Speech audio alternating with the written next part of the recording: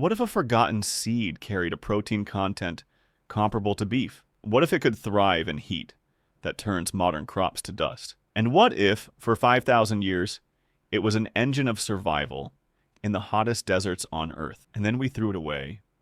Decades ago, a superfood, a seed that could withstand drought and outlast conflict, was deemed inefficient and forgotten. It was the secret of desert dwellers, a casualty of progress. Now, as our world faces an unprecedented crisis, that lost seed is calling to us. This is the story of the crop we discarded, right before we needed it most. How did we lose it, and why is its return so critical? Number one, the lost superfood. What if the answers to some of our most urgent modern problems wasn't futuristic technology, but a forgotten seed, a relic of the ancient world? Imagine a single, humble seed that carries a protein content so dense it rivals that of beef. Picture a crop that not only survives, but actually thrives in the kind of withering, oppressive heat that turns our most advanced modern crops to shimmering dust. And what if, for an astonishing 5,000 years, this very seed was a powerful engine of human survival, fueling civilizations in the hottest, most unforgiving deserts on the face of the earth? Now for the most unbelievable part of the story. What if, at the height of our technological progress, we simply threw it all away? This isn't a speculative tale or a piece of fiction.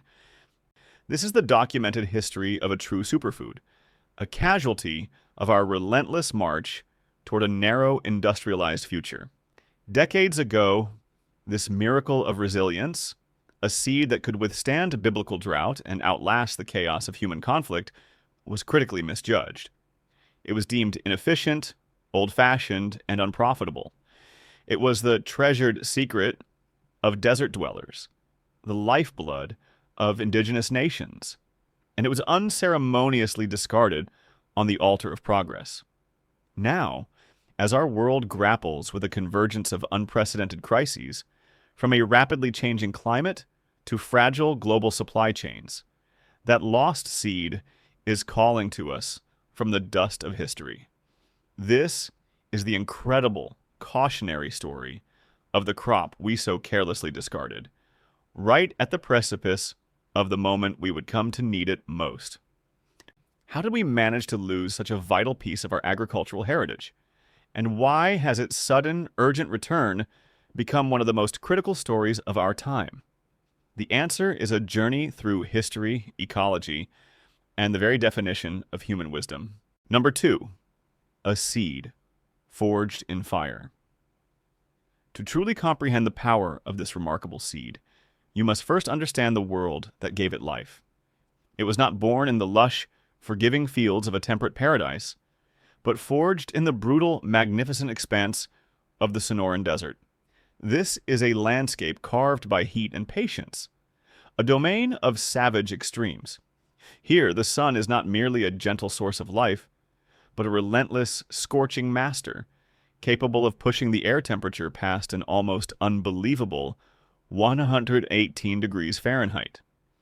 In this part of the world, rain is not a seasonal promise, but a half-forgotten prayer, a whispered legend that only occasionally graces the cracked and waiting earth, often delivering less than 400 millimeters in an entire year. This is a crucible designed by nature itself, a test that shatters and burns most conventional crops, leaving them as nothing more than brittle ghosts. Yet, in this unforgiving theater of survival, one plant didn't just endure, it flourished. For thousands of years, it served as a cornerstone of civilization, a bedrock of life. Its name is the tepary bean, or Phaseolus acutefolius. The common name tepary is a deceptively simple echo of the Tohono O'odham phrase, tapawi, which translates quite plainly to, it's a bean. But for the indigenous peoples of the American Southwest and northern Mexico, like the Acamel O'odham and the Tohono O'odham, this was no ordinary bean. It was far more. It was survival. It was resilience made manifest. Archaeological evidence powerfully suggests its cultivation is ancient, with discoveries in sites like Mexico's Tehuacan Valley pointing to its use as far back as 500 BCE. For at least 1,000 years, and likely many more, it has been a foundational element of life in the harsh beauty of what we now call Arizona. Number 3, superpowers of a desert survivor. The tepary bean didn't just survive the desert, it mastered it. It evolved a suite of abilities that can only be described as botanical superpowers. A masterclass in adaptation that modern science is only now beginning to fully appreciate. First and foremost is its profound tolerance for heat. Consider the delicate process of pollination, the basis of all agricultural reproduction. For common beans, corn, and countless other staples, extreme heat is a death sentence. High temperatures render their pollen sterile, their flowers useless. But the tepary, born of the furnace, is different. Its flowers remain viable, continuing their vital work even at temperatures that cause its agricultural cousins to fail completely. The plant is not just tough, it is intelligent. It possesses a dynamic, responsive architecture. During the most brutal, sun-drenched hours of the desert day, its leaves perform a minor miracle of engineering. They fold inward, tilting themselves vertically to minimize their exposure to the relentless solar radiation, a strategy that conserves every precious molecule of water. The tepary bean knows how to bow gracefully to the power of the sun, rather than breaking before it. Its second superpower is its staggering water efficiency. The tepary's entire life strategy is one of explosive, opportunistic growth.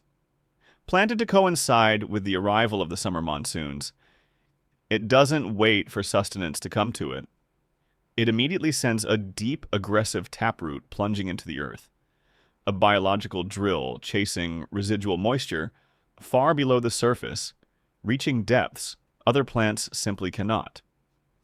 This allows it to produce a full, life-sustaining harvest on a fraction of the water required by its domesticated relatives.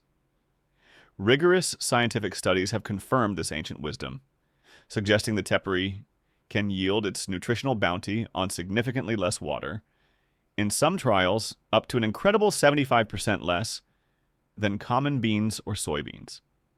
It is a model of conservation. Number 4, the nutritional powerhouse. Beyond its near-magical ability to defy the desert heat and drought, the tepary bean's third superpower lies within the seed itself, its extraordinary nutritional density. The claim of it having a protein content comparable to beef is not YouTube hyperbole. It is a simple matter of mathematics. By dry weight, tepary beans contain a remarkable 23% to 25% protein. To put that into perspective, a single 100-gram serving of these rugged little beans can deliver up to 25 grams of pure plant-based protein, a level that is directly on par with many cuts of beef. But the power pack profile doesn't stop there. Compared to the common beans you find in any supermarket, the tepary also boasts higher concentrations of essential micronutrients, including calcium, iron, zinc, and magnesium. It is, in every sense of the term, a perfect survival ration, packed and sealed by nature itself. Yet, the tepary's final and perhaps most profound superpower is that it is not a taker, it is a giver. It performs an act of alchemy that is crucial for the health of our planet. Like other powerful legumes, the tepary engages in the wondrous process of nitrogen fixation. Through a symbiotic relationship with bacteria in its roots, it pulls nitrogen gas from the air, an element unavailable to most plants, and converts it into a usable form, directly enriching the soil it lives in. What makes the tepary so special is that it performs this critical soil healing magic under the most punishing conditions of heat and drought, precisely the environments where other nitrogen-fixing crops falter and fail. It doesn't just grow in poor soil. It actively improves it, leaving the land healthier than it found it. This was the key to a truly regenerative, sustainable agricultural system that fed entire civilizations for millennia without chemical fertilizers, a lesson of profound importance for our own time. Number 5. An ancient partnership. The tepary bean was never just a wild plant. It was one half of a sacred and ingenious partnership with humanity. This relationship, cultivated over thousands of years, created a thriving civilization in a land that modern agriculture wrote off as a wasteland. The ancestors of the O'odham, a people we now know as the Hohokam, were brilliant hydrologists. They engineered and constructed hundreds of miles of sophisticated canals to capture and guide precious river water to their fields. Within this intricate network, the tepary bean was not just one crop among many. It was a revered staple, a reliable foundation of their diet and their society. Following the Hohokam, the O'odham people perfected a different, equally brilliant method of cultivation known as akchin farming. This technique was a masterclass in patience and observation. Farmers would plant the tepary seeds at the mouths of arroyos, the dry desert washes, precisely where the powerful runoff from summer thunderstorms would naturally collect and irrigate the fields. It was a system of farming that worked in perfect harmony with the desert's violent and unpredictable rhythms, rather than fighting against them.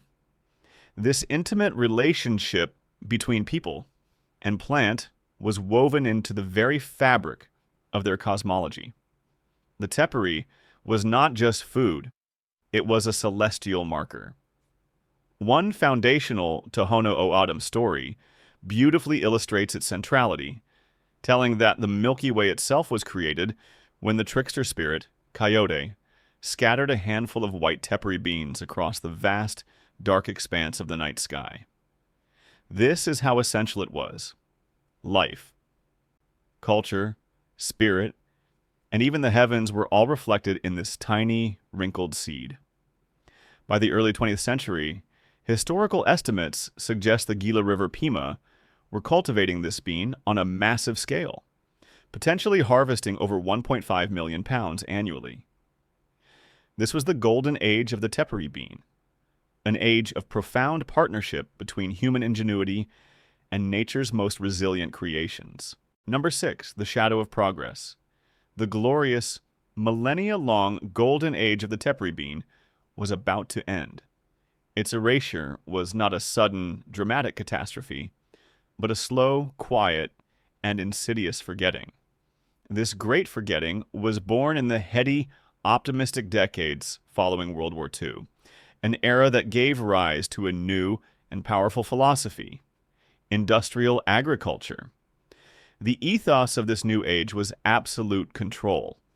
It was a philosophy built on the belief that nature was a chaotic and inefficient system that needed to be tamed, optimized, and bent to the will of man. The new gods of farming were mechanization, standardization, and above all, profit at scale. Agriculture was no longer seen as the intimate act of feeding a community from a specific place. It was rebranded as a global industry, focused on producing immense quantities of uniform commodities for a faceless, distant market. In this brave new world of perfectly straight rows, chemical inputs, and massive machinery, the tepary bean was a defiant nonconformist. It was everything this new, rigid system was not. The tepary was a survivor, adapted to scarcity and unpredictability. The new agriculture, however, was predicated on creating an artificial world of abundance and control. A world where water was not a gift from the sky, but something to be pumped and diverted on a human schedule. The ancient wisdom of the desert, embodied in the bean, was now seen as a primitive obstacle. The deep symbiotic relationship between farmer and plant was replaced by the cold, impersonal logic of an engineer and a machine. The tepary bean, a symbol of adaptation, was about to collide with a system that demanded total submission. It was a battle it could not win, not because it was weak, but because its greatest strengths were about to be redefined as its most fatal flaws. Number 7, erased by economics. In the court of industrial agriculture, the tepary bean was guilty of several unforgivable crimes. Its first offense was its very habit of growth. Wild, vining, and semi-domesticated, it sprawled across the ground in a tangled, chaotic mat. This was a brilliant survival strategy for the desert, as the dense foliage shaded the soil and preserved moisture. But for a hulking mechanical harvester designed to process neat, upright, uniform rows of plants, it was an operational nightmare. The bean's second crime was its patience. It was a crop attuned to the deep, ancient rhythms of the desert, genetically programmed to wait for the signal of the summer monsoon rains. Industrial agriculture, however, operated on a factory clock, using massive irrigation projects to deliver water on demand. A crop that waited for rain was a crop that could not be controlled. Ironically, the tepari's supreme adaptation to drought was also its undoing. It can produce fewer beans if it receives too much water, as consistent moisture signals that there is no urgent need to produce seeds for survival. It actively thrives on a level of scarcity that the entire philosophy of the new system sought to eliminate. But the most powerful villain in this story took the form of economics and government policy. The U.S. government began to heavily subsidize commodity crops like cotton and wheat, creating a powerful financial incentive to abandon traditional foods. Massive water projects, symbols of human dominance over nature, diverted the very rivers, like the Gila, that had nourished O'odham farms for centuries. This water was now channeled to vast, thirsty fields of industrial cotton. Suddenly, it became far more profitable to lease ancestral land for subsidized cotton farming than to grow the tepary beans that had sustained a people. The cultural shift was just as devastating. The market, now driven by mass production, favored bland, uniform flavors. The tepary's nutty, complex, earthy taste was deemed unfamiliar and strange. As the generational transfer of agricultural knowledge was broken, the U.S. government's influence also brought a disastrous change in diet. High-fat, high-sugar, processed foods began to replace the traditional high-protein, high-fiber diet.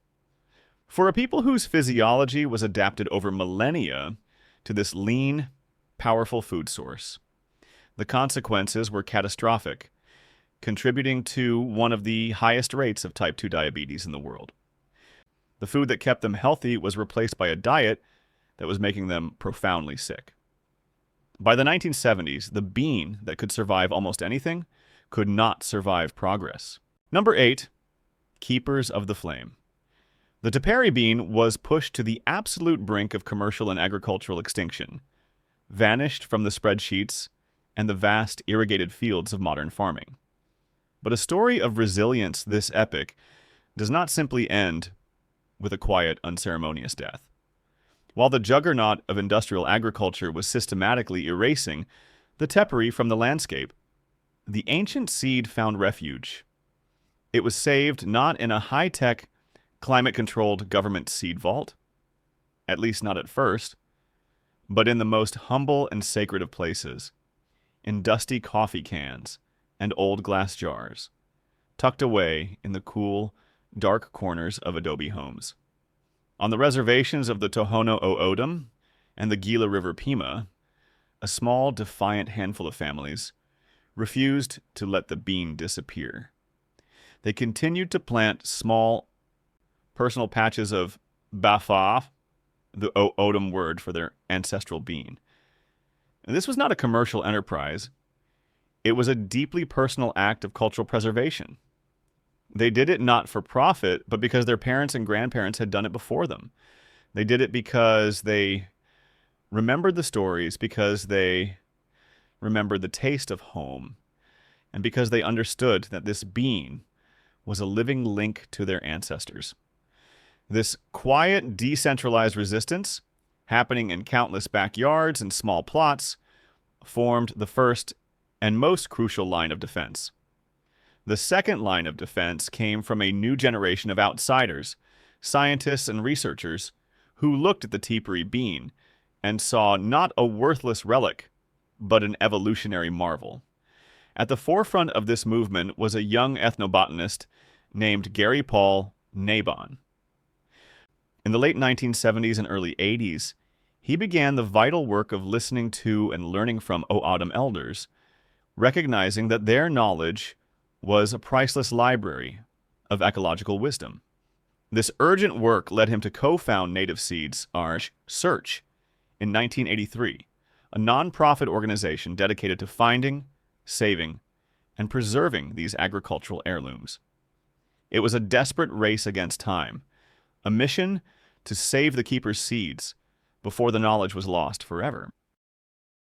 Number 9, the Great Remembering. The most powerful and poetic story of the tepury's rediscovery did not happen in a laboratory or a university archive. It happened on the very land where the bean had been so tragically forsaken. On the Gila River Indian Reservation, a woman named Ramona Button and her husband Terry were making a living as farmers. But they weren't growing teperies. Like so many others, they were farming the same commodity crops that had replaced them. Then, something pivotal happened. The elders in their community, the keepers of memory, approached them. They spoke of the old ways. They remembered the bav. They missed its nourishing strength, its unique earthy taste. They missed the food that had defined them.